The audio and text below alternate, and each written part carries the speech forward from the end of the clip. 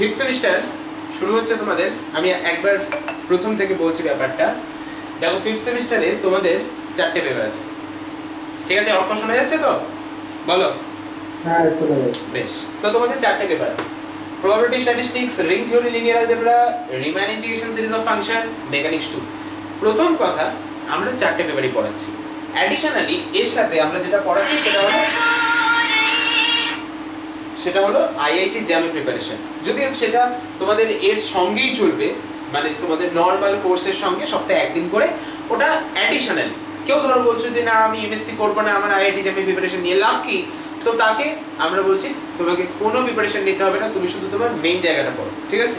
ওই এক্সট্রা একদিন যে ক্লাসটা, সেটা যে এমএসসির জন্য চিন্তা করছো বা এম স্ট্যাট বা এম ম্যাথের জন্য চিন্তা করছো তারাই করো। যদিও এম ম্যাথ এম স্ট্যাটের সিলেবাস কিন্তু সম্পূর্ণরূপে আইআইটি জ্যামের সাথে সেম নয়, কিছুটা পোর্শন যেটা কমন আছে সেটা তুমি পাবে, যেটা আলাদা আছে সেটার জন্য কিন্তু এখন কোনো কোর্স চলছে না আমাদের। তো যাই হোক, সেটা আলাদা ব্যাপার। কিন্তু আইআইটি জ্যামের কোর্স অবশ্যই অবশ্যই অবশ্যই সেটা কিন্তু তোমাদের ফ্রি অফ কস্ট তোমাদের মেইন পড়ার সাথে থাকছে, ঠিক আছে?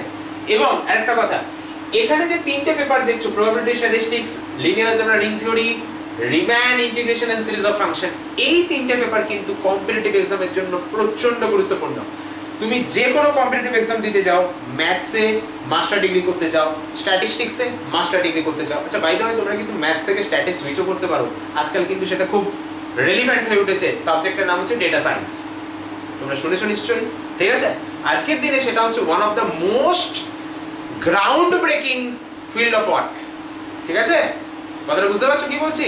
যারা ভাবছো যে আমি হঠাৎ করে ম্যাথ থেকে স্ট্যাটে চলে যাব, ওরে বাবা, ডেটা সায়েন্স যেটাকে বলে সেটা ম্যাথ থেকে স্ট্যাটেই যাওয়া হয়, যে কোনো সাবজেক্ট থেকে স্ট্যাটেই যাওয়া হয়, সেটাই ডেটা সায়েন্স, ঠিক আছে? যারা অনলি স্ট্যাট পড়ে তাদের ভেতরে ডেটা সায়েন্স থাকে ম্যাক্সিমাম টাইম, ঠিক আছে? আর যারা অন্য সাবজেক্ট থেকে স্ট্যাটে সুইচ করছে সেটাই ডেটা সায়েন্স হিসাবে আমাদের এখানে পড়ানো হয় ইন্ডিয়াতে, ঠিক আছে? চলো, আর ফরেনে ডেটা সায়েন্স যেটা, সেটা আরো বেশি অ্যাডভান্স লেভেল, আমাদের এখানে সেটা এখনো অতটা আসেনি, অতটা প্রচলিত হয়নি। সিএমআই কিছুটা করেছে, আইএসআইও করার পথে, বাকিরা এখনো করতে পারেনি। বাকিরা ওই ম্যাথ থেকে স্ট্যাটে সুইচটাই করে মেনলি ডেটা সায়েন্স হিসাবে। বেশ, ম্যাথ থেকে স্ট্যাটে শুধু বলছি না, যে কোনো সাবজেক্ট থেকে স্ট্যাটে, এবং তার সাথে মেশিন লার্নিং থাকে, সেটাই ডেটা সায়েন্স হিসাবে পড়ানো। আচ্ছা, তো তোমাদের কি কি বই লাগবে সেই ব্যাপারটা একটু বলো বলো বলো বলো। সিএমআই এর প্রিপারেশন কোথা থেকে নেব?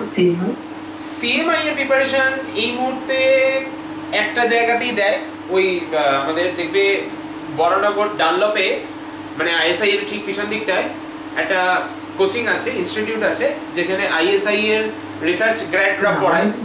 হ্যাঁ, রামনুজন একাডেমি বলে একটা কোচিং আছে, যেখানে আইএসআই এর রিসার্চ গ্র্যাডরা পড়াচ্ছে। ওরা আইএসআই সিএমআই মেনলি এগুলোর জন্য করাচ্ছে। বা ধরো তুমি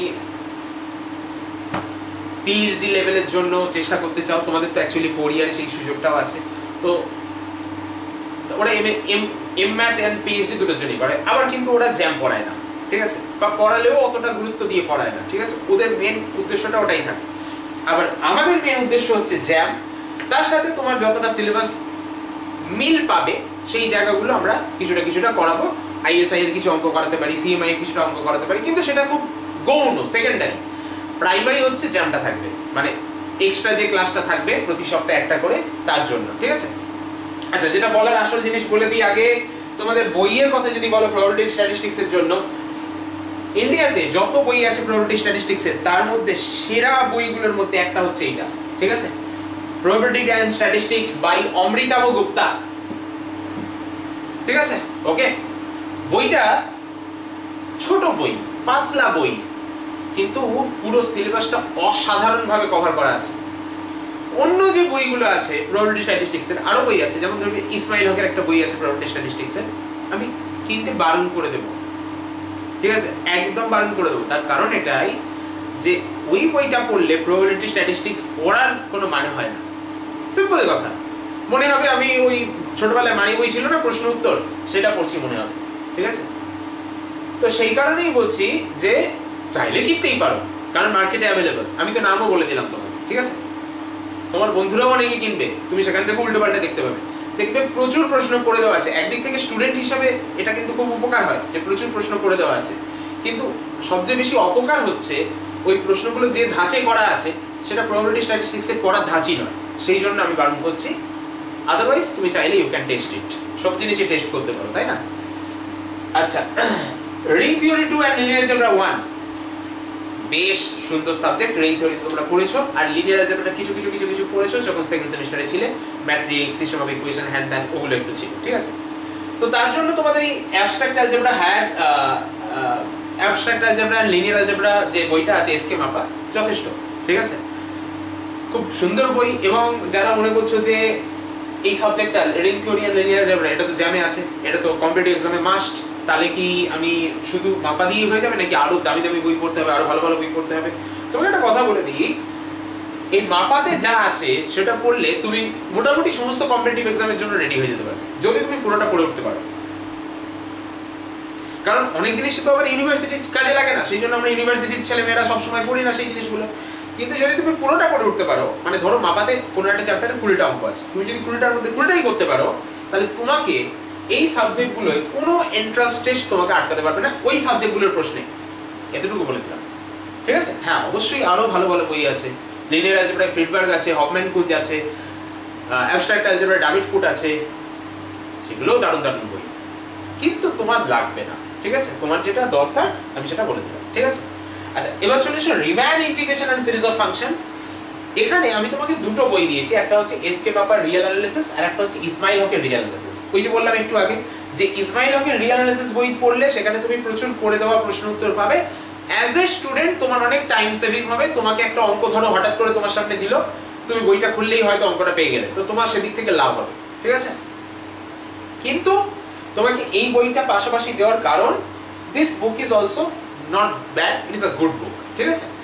তোমার কাছে যদি অলরেডি রিয়েল অ্যানালিসিস এসকে মাপা থেকে থাকে তাহলে এই বইটা কেনার দরকার নেই, আর যদি তোমার কাছে এক্সট্রা টাকা পড়ে থাকে তাহলে অবশ্যই এটা কিনে রাখতে পারো, ওকে? কিন্তু এটা কিনে রাখলে তোমার ক্ষতি হবে না, এটুকু আমি বলে দিলাম, ঠিক আছে? প্রবাবিলিটি স্ট্যাটিস্টিক্স এর ইসমাইল হকের যে বইটা আছে সেটা দয়া করে কিনো না, ওটা কিনলে সত্যিই কোনো লাভ তো হবেই না, উল্টে ওই বইটা পড়লে প্রবাবিলিটির হাফ ভুলে যাবে, সেই জন্য আমি বারণ করেছি। রিয়েল অ্যানালিসিসের ক্ষেত্রে ইট ইজ গুড, ওকে? চল এবার আসছি মেকানিক্স 2। বলো বলো বলো। স্যার ফার্স্টের বইয়ের কোনো বিকল্প বই? ফার্স্টের বইটা মানে এই বইটার কথা বলছো তুমি? এইটা? হ্যাঁ স্যার, হ্যাঁ স্যার। তো এই বিকল্প তো দেওয়াই আছে এসকে মাপা রিয়েল অ্যানালিসিস। আর কোনো? আরে রিয়েল অ্যানালিসিসের প্রচুর বই আছে, ঠিক আছে? তুমি একটা বই টেক্সট বুক হিসেবে পড়ো এসকে মাপা, ঠিক আছে? এরপর তোমাকে যখন অঙ্ক করানো হবে ক্লাসে তখন মানে রিয়েল অ্যানালিসিস এমন একটা সাবজেক্ট যেখানে তোমার শুধু আমার কাছে নয়, যে কোনো দেখবে টিচারের কাছে না মিনিমাম 10খানা বই আছে, যারা রিয়েল অ্যানালিসিস পড়ায় মিনিমাম 10খানা বই আছে যে কোনো টিচারের কাছে। তুমি যে কোনো কলেজের লাইব্রেরিতে যাবে মিনিমাম 30খানা বই পাবে শুধু রিয়েল অ্যানালিসিসের উপরে, মিনিমাম 30খানা বই পাবে।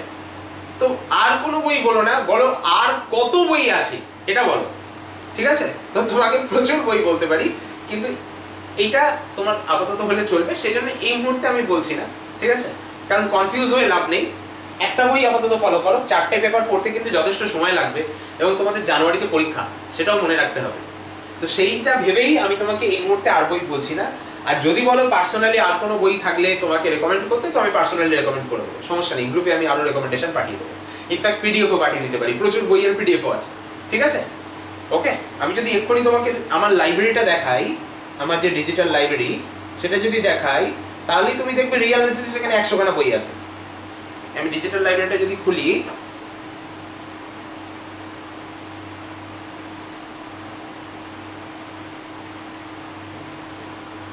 কিন্তু এই ডিজিটাল লাইব্রেরির কথা বাইরে বেশি বলা যাবে না, ঠিক আছে?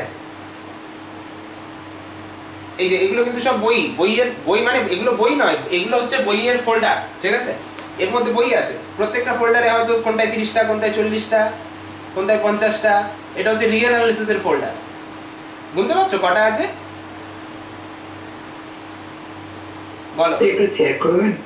এই পুরো ফোল্ডার শেয়ার করতে গেলে শেয়ার তো করাই যায়, কিন্তু তোমার কোন বইটা লাগবে বলবে, আর এগুলো ম্যাক্সিমাম দেখো সব ফরেন রাইটারের বই। যেমন ধরো এইটা হচ্ছে রুটিন, ওয়াল্টার রুটিন, ঠিক আছে, এটা হচ্ছে ওয়াল্টার রুটিন, ওকে, এটা প্রেসিডেন্সি পড়ায়, ঠিক আছে, এটা ওয়াল্টার রুটিন। এইগুলো এইগুলো তোমাদের সমস্ত কাজে লাগবে না, আমাদের কাজে লাগে কেন? কারণ আমরা যারা রিসার্চের সাথে যুক্ত তাদের হাজারটা বই লাগে, ঠিক আছে।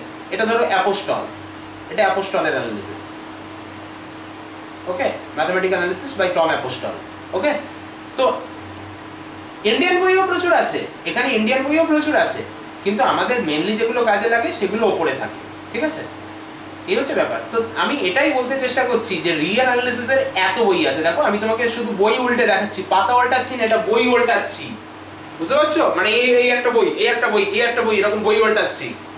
এইটা তো আমার ডিজিটাল কালেকশন, আমার মানে উপরে যে লাইব্রেরিটা আছে, এখানে যে মানে যেখানে পড়াচ্ছি তার উপরে বাঙ্কের উপরে যে লাইব্রেরিটা আছে, ঠিক আছে, সেই লাইব্রেরিতে উঠলে সেখানেও রিয়েল অ্যানালিসিসের প্রায় 40-50টা বই আছে, যেটা ইন্ডিয়ান কালেকশন। এখানে ইন্ডিয়ান বই কিছু নেই, কিন্তু এখানে সব ফরেন বই ডিজিটাল কালেকশনে। আর ইন্ডিয়ান কালেকশন যেটা আছে সেটাও 40-50টা বই আছে। এখন ব্যাপারটা হচ্ছে তোমার সময় তোমার কাছে খুব সীমিত, ঠিক আছে, সেই সময়ের মধ্যে তোমাকে 4টে পেপার ভালো করে পড়তে হবে, 4টে পেপারে ভালো ভালো নাম্বার তুলতে হবে। একটা পেপার ভালো পড়লে বাকিগুলো ভালো করে পড়লে না, নাম্বার উঠলো না, তাতে কোনো লাভ নেই। 4টে পেপারকে সমান গুরুত্ব দিতে হবে। হ্যাঁ, তোমার হয়তো রিয়েল অ্যানালিসিস বেশি ভালো লাগে, বাকিগুলো হয়তো অতটা বেশি ভালো লাগে না, কিন্তু তুমি এতটুকু তোমাকে গ্যারান্টি দিচ্ছি, তোমাকে ঠিক আজকে কত তারিখ? সেপ্টেম্বরের আজকে 6 তারিখ, আমি শুরু করছি তোমাদের 5th সেমিস্টার, তাই তো?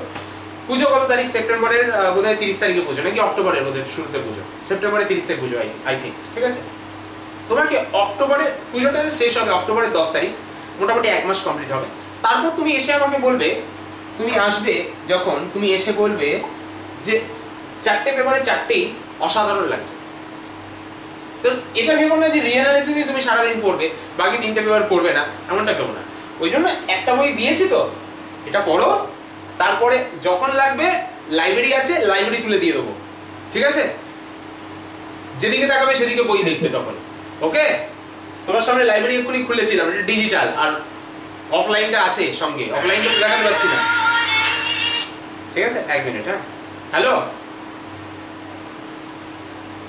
লোকেশনে এসে গেছেন? আচ্ছা, আমাকে জাস্ট 10টা মিনিট দিতে পারবেন? আমি জাস্ট একটু বাইরে আছি, 10টা মিনিট জাস্ট, ওকে। আচ্ছা, একটু টাইম দিন, আমি এক্ষুনি আসছি, ঠিক আছে, একটু টাইম দিন। না 5 মিনিট, ঠিক আছে, 5 মিনিট দিন, 5 মিনিটের মধ্যে করে দিচ্ছি, ঠিক আছে।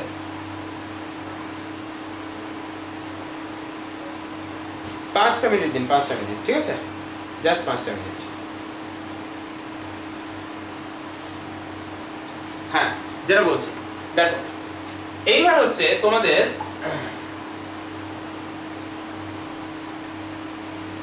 এইবার আসছি। ও, তোমাদের তো বলা হয়নি তোমাদের মানে মেকানিক্সের কি বই লাগবে, সেটা আগে বলে দিই।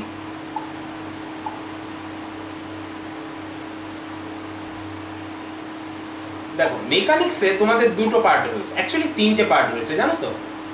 তোমরা যখন 4th সেমিস্টারে মেকানিক্স পড়েছো, সেখানে স্ট্যাটিক্স পড়েছো আর পার্টিকেল ডাইনামিক্স পড়েছো। পুরো পার্টিকেল ডাইনামিক্সটা কিন্তু ছিল না, কিছুটা পার্টিকেল ডাইনামিক্স ছিল। এবারে স্ট্যাটিক্স কিছুটা রয়েছে, কিছুটা পার্টিকেল ডাইনামিক্স রয়েছে, আর কিছুটা আর একটা জিনিস রয়েছে যেটাকে বলে রিজিড ডাইনামিক্স। তোমাদের কিন্তু 4th সেমিস্টারে রিজিড ডাইনামিক্স ছিল না, জানো তো নাকি? কি ঠিক আছে তো? বেশ, তো এই সেমিস্টারে স্ট্যাটিক্স, গত সেমিস্টারে কি বই পড়েছো, যে বই পড়ে থাকো না কেন, সবই মোটামুটি একই। তবে এই সেমিস্টারে স্ট্যাটিক্স বেশ ভালো মতো আছে, তার জন্য আমি এই বইটা পড়াবো, এমসি ঘোষ। যারা ভাবছো যে আমাদের কাছে স্ট্যাটিক্সের এস মডেল রয়েছে, তাহলে আমাদের কি হবে, তাদের চিন্তার কোনো কারণ নেই। স্ট্যাটিক্স তুমি পড়বে মেনলি আমার নোট, স্ট্যাটিক্স ডাইনামিক্স তুমি মেনলি পড়বে আমার নোট। তোমার কাছে এস মন্ডল থাক আর তোমার কাছে এমসি ঘোষ থাক, তুমি হয়তো ওই বইটার রেফারেন্স হিসাবে পড়বে, তোমার মেন টেক্সট হবে আমার ক্লাস নোট, ঠিক আছে, এবং আমার গিভেন নোট, আমি তোমাকে যে নোট দেব, ঠিক আছে, এবং যে ক্লাস নোট পড়াবো সেটা তোমার টেক্সট হবে। আর রেফারেন্স হবে এই এমসি ঘোষ বলো বা এই এস মন্ডল করো, এটা রেফারেন্স। আমার কথাটা বুঝতে পারলে কি বললাম? তোমার এটা নিয়ে কোনো চিন্তা নেই, ঠিক আছে? আর এই যে বললাম ডিনামিক্সের দুটো পার্ট রয়েছে, মেকানিক্স 2 তে মোট 3টে পেপার রয়েছে, স্ট্যাটিক্স রয়েছে যার জন্য এই বইটা দিলাম। ডিনামিক্সের দুটো পার্ট রয়েছে, একটা হচ্ছে পার্টিকেল আর একটা হচ্ছে রিজিড। পার্টিকেল এবং রিজিড রয়েছে এর মধ্যে, এর ভেতরে, ঠিক আছে? বলো বোঝা গেল কথাটা? ঠিক আছে। আচ্ছা, আমরা সপ্তাহে মোট প্রত্যেকটা পেপারে দুটো করে ক্লাস দেওয়ার মানে প্ল্যানে রেখেছি। এবার যদি কখনো তোমাদের মনে হয় যে দুটো করে ক্লাস মানে 8টা ক্লাস, তাহলে তো মারা পড়ে যাব, সেটা চিন্তা করো না। কি হবে ব্যাপারটা বলি। ধরো তোমার একটা ক্লাস, ঠিক আছে, কোন একটা পেপারের একটা ক্লাস একটু ছোট করে দেওয়া হলো, তার সাথে আরেকটা পেপারের আরেকটা ক্লাস মার্চ করিয়ে দেওয়া হলো, মানে দুটো ক্লাসই হলো, দুটো পেপারই হলো এই ক্লাসে, কিন্তু ছোট ছোট দুটো ক্লাস হলো, যার ফলে তুমি একটা ক্লাস পাবে সেখানে। তাই তোমার টেনশনের কিছু নেই যে একদম আমাকে মেরে ফেলবে রে বাবা প্রচুর ক্লাস, এরকম টেনশন না। যেদিন জ্যাম পড়ানো হবে সেদিন অন্য কিছু পড়ানো হবে না, সেদিন শুধু জ্যামই পড়ানো হবে, ঠিক আছে? ওকে। আর বাকি যে সপ্তাহের 6টা দিন, সেই 6টা দিনে এমনভাবে ক্লাসগুলো অ্যারেঞ্জ করে ফেলা হবে যাতে তোমাদের কোনো টেনশন না থাকে, যাতে তোমাদের চাপ না ফিল হয় যে আচ্ছা এত ক্লাস কখন করবো, এরকম চাপ ফিল হবে না, ঠিক আছে? তুমি বাড়িতে পড়ার যথেষ্ট টাইম পাবে, সেলফ স্টাডির যথেষ্ট টাইম পাবে, কলেজ যাওয়ারও টাইম পাবে, এবং এইটা যেটা তোমার ক্লাসে পড়ানো হবে সেটা পড়ারও টাইম পাবে, ঠিক আছে? সেই অনুযায়ী তোমার প্ল্যানটা তৈরি করে দেওয়া হবে, তোমার দিক থেকে ভেবে সমস্তটা প্ল্যান করে দেওয়া হবে, ঠিক আছে?